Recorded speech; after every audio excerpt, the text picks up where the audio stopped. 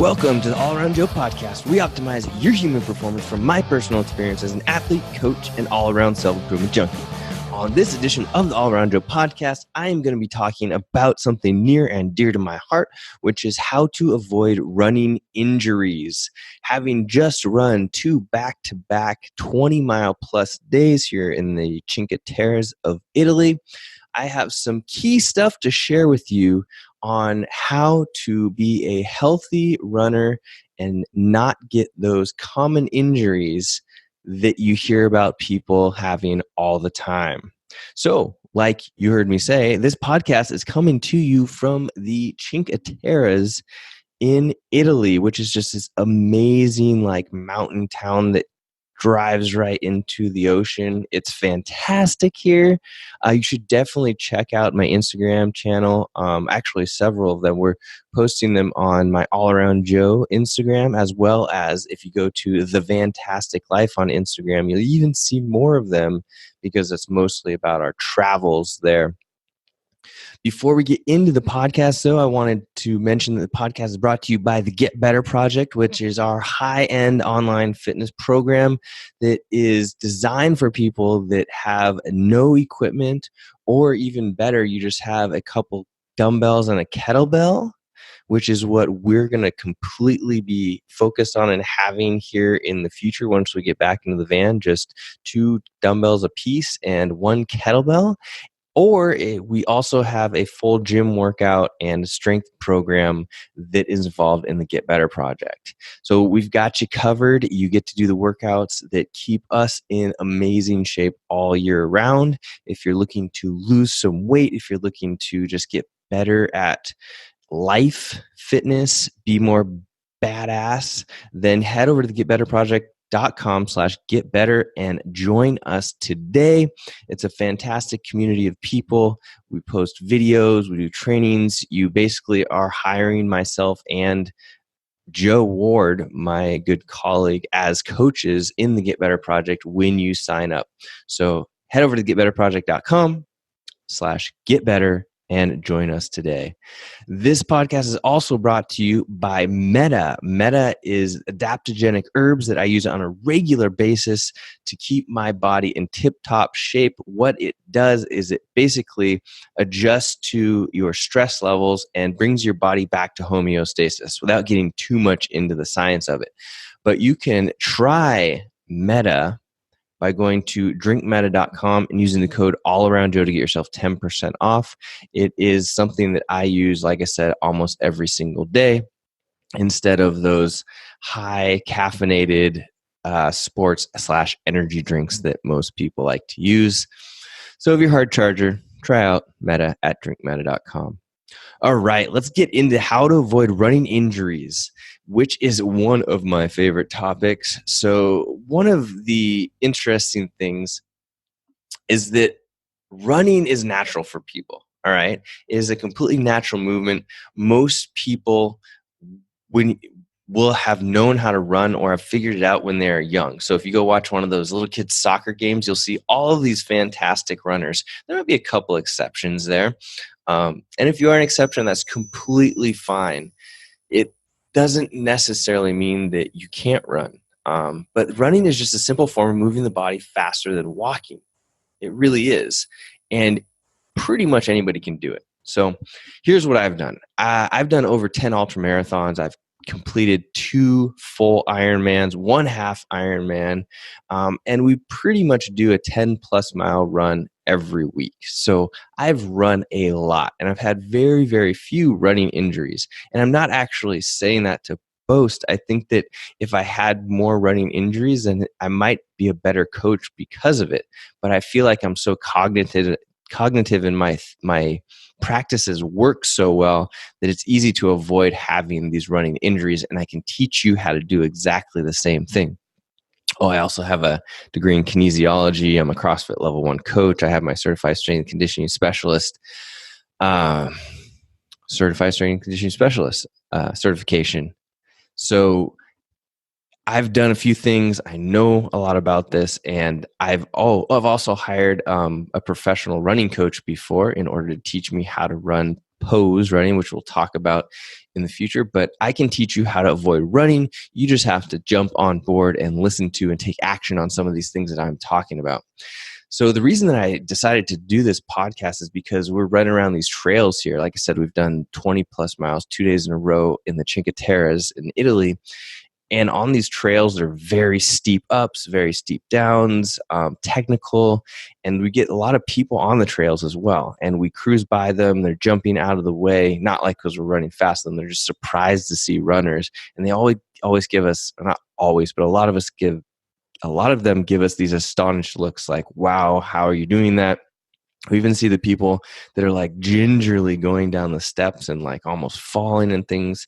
And it's just amazing to me that with a little bit of training, you could have this, amazing way of transporting yourself faster, having more fun, avoiding injuries from falling, and just being like all around more confident with things. So running is a natural thing. It is. But you might have to learn how to do it.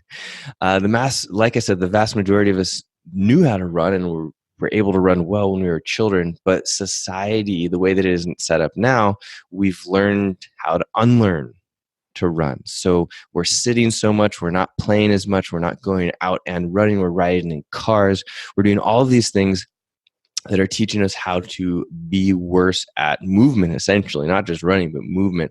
Running and all these other movements that I teach happen to be very essential to the daily life, but running is just one that is untaught. I mean, we could go, and a great example is to go to Central Park and look at all the runners, because there's tons of runners there.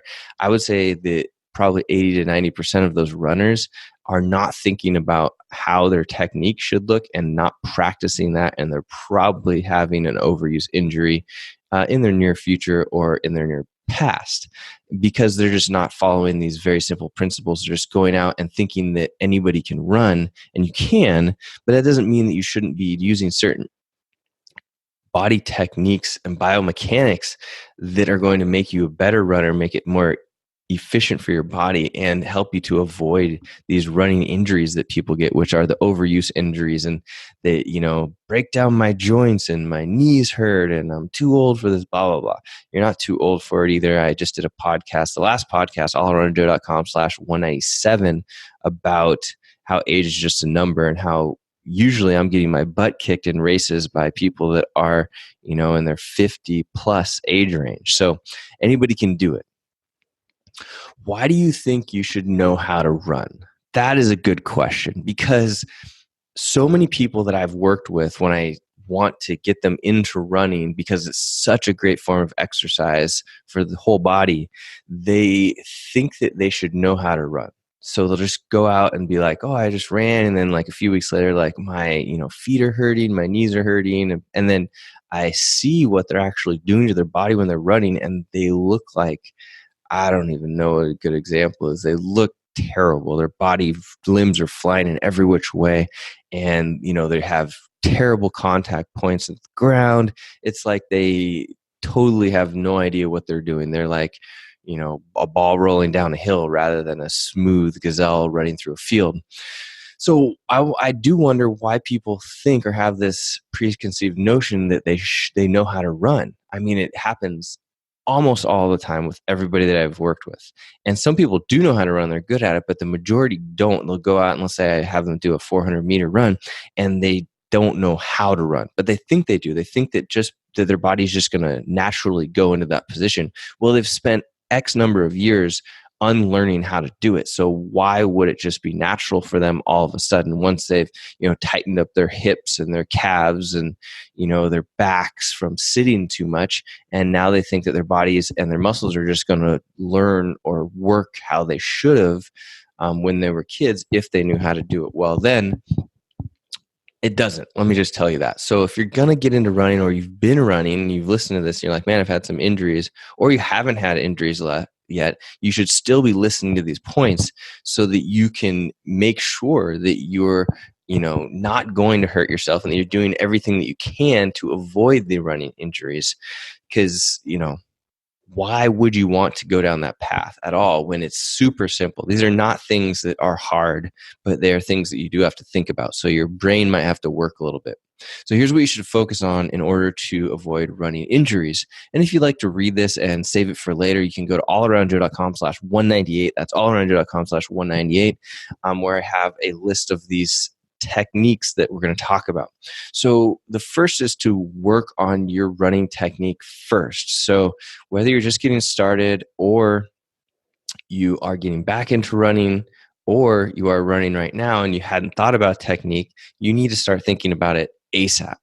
So your body should be moving in a very proper biomechanical form, which is definitely teachable.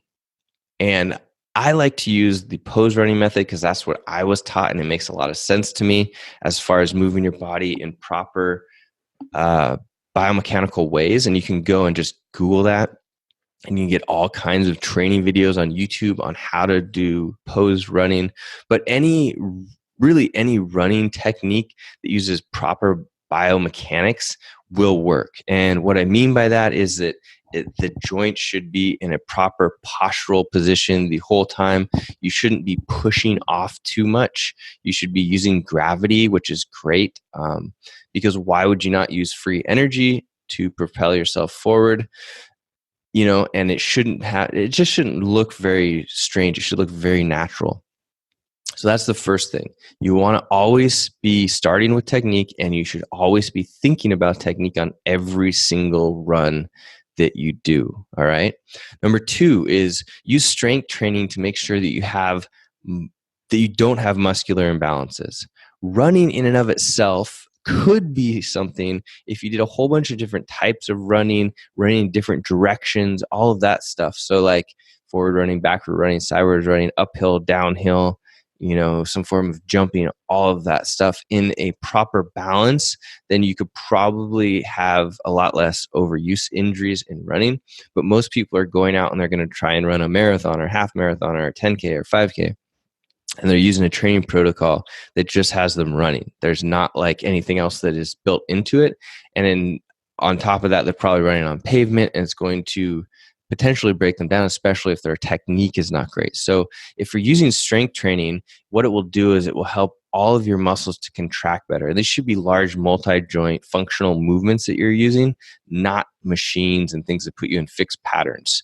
So if you're doing that, I recommend 3+ days a week, so 3 or more days a week of full body strength training or CrossFit style workouts that are going to, like I said, use these functional total body movements that will help your body to contract muscles on a regular basis that will keep you from overuse injuries. For example, a lot of runners do not use their glutes at all. So they're running and they're running and they're running and their glutes are not firing. Their hamstrings probably aren't firing correctly if their glutes aren't firing correctly, because we're such an forward dominant community of people. So we think about our quads. We don't think about what's behind us. And then we start to get knee pain because our hamstrings and our glutes are not firing correctly to create the space and the balance between our quads or the front of our leg and the back of our leg. So doing things like squats and lunges and those types of things properly, like a bad lunge or a bad squat, could just actually make those things worse. But if you're doing them properly and the glutes and the hamstrings are firing correctly, then it's going to make your knees healthier. And you're going to be able to run more, longer without pain because you have all of your muscles firing in a balanced way, which will keep you from getting injured. So like I said, 3+ days a week of full body strength training or CrossFit style workouts will do the trick. Let me know if you have any questions about that. Number 3, if you feel something strange when running, see if you can figure out why it's happening.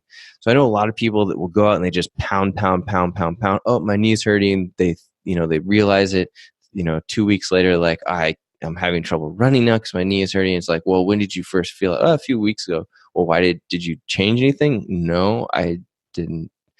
Come on, guys. You have to use your brain here. It could just be something as simple as like, oh, I need to, shorten my stride length, or I need to focus on where my foot is hitting the ground, or I need to think about a small thing like pushing my knee out so my glute is activated and taking some of the pressure off of my quads and my knees so that it avoids this little twinge that I'm getting. Every single time that I have some sort of little weird thing that doesn't quite feel right, and I do. I mean, it happens regularly. Like you're doing the same repetitive move over and over again.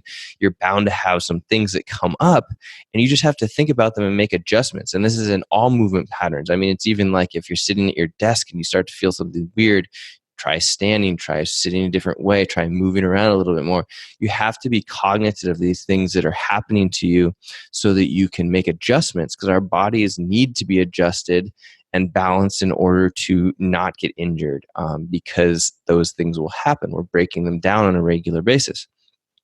So think about these things. Try, like I said, changing your stride, changing your foot placement, changing your tempo, looking at the structure, moving your body in different positions, narrower, wider foot strike path, muscle activation. There's like, you can do little things like if your quads are feeling tight, you just actually think about the hamstrings working and they will work more as you're doing these runs. So trying all of these things so that you become a master of your body movement patterns will keep you from getting injured. Number 4, stretch or smash and down regulate after running or training, right? It's more effective to stretch your body unless you have something that's super tight afterwards, and it will help to down regulate your body. So if you're pumped up from the training, it helps to bring you down. Your nervous system relaxes. You become more parasympathetic, which is going to help you recover faster and avoid injuries because our body will be recovering.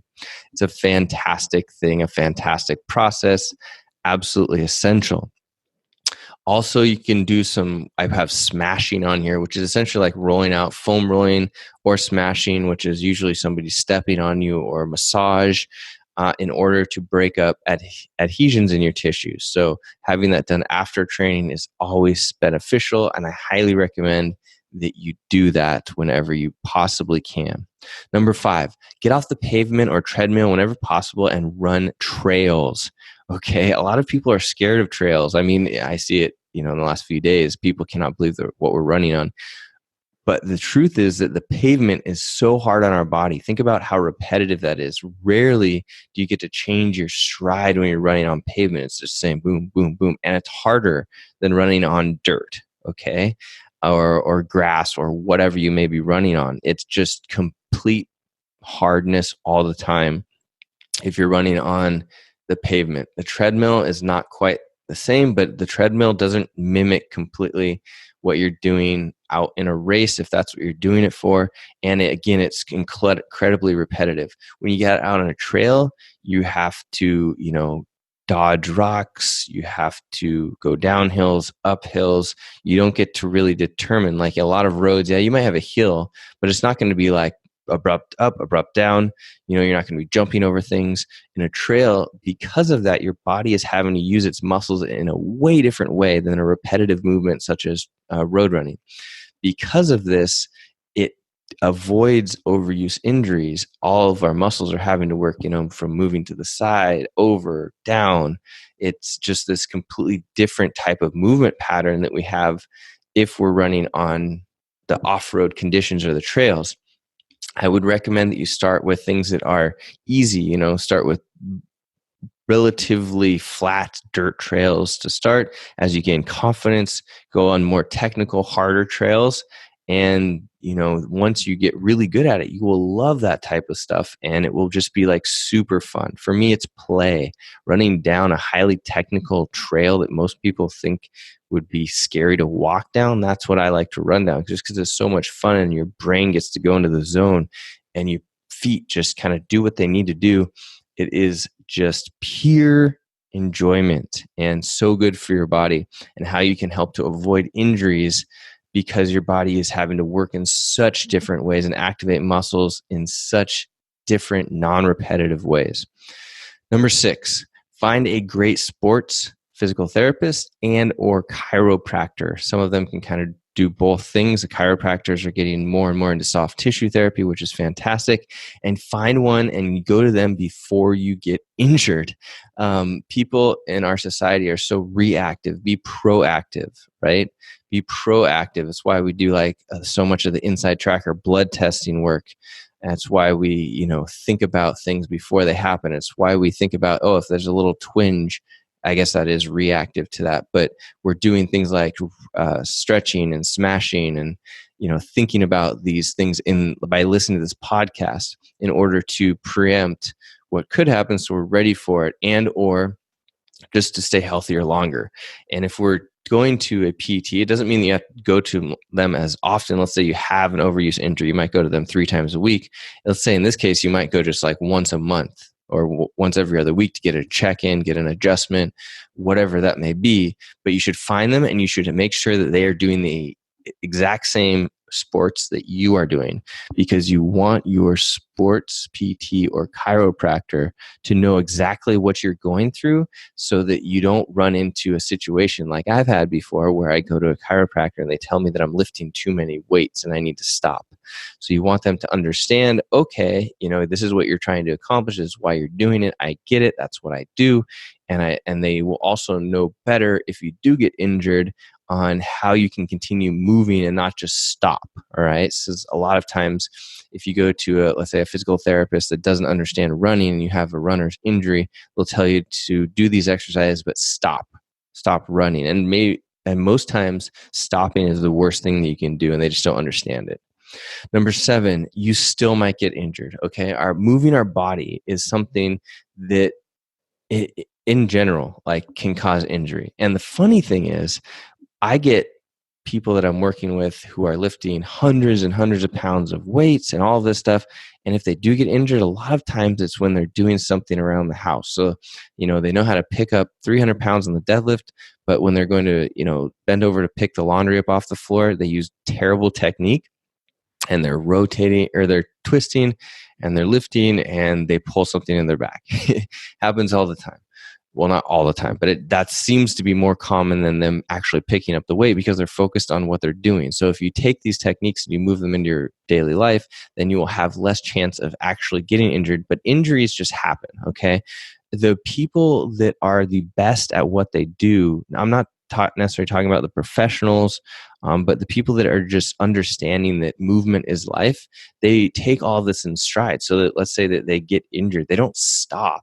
I mean, right now I've got this inflamed, actually really painful forearm flexor, but it doesn't mean that I'm going to stop doing things. I'm going to stop doing the things that cause it the most pain, and I'm going to be rehabbing it whenever I can so that it gets better. But I know that it's just part of movement. The reason that it happened was I was just cold doing pull-ups one day, and it was just in a strange position. A number of things happened, and it wasn't, anything in particular anybody's fault, but you just keep moving forward. All right. So I warm it up extra now before I get started. I make sure and I wrap it. I avoid exercise that causes a lot of pain, and it's fine. No big deal. It's an injury that's going to happen.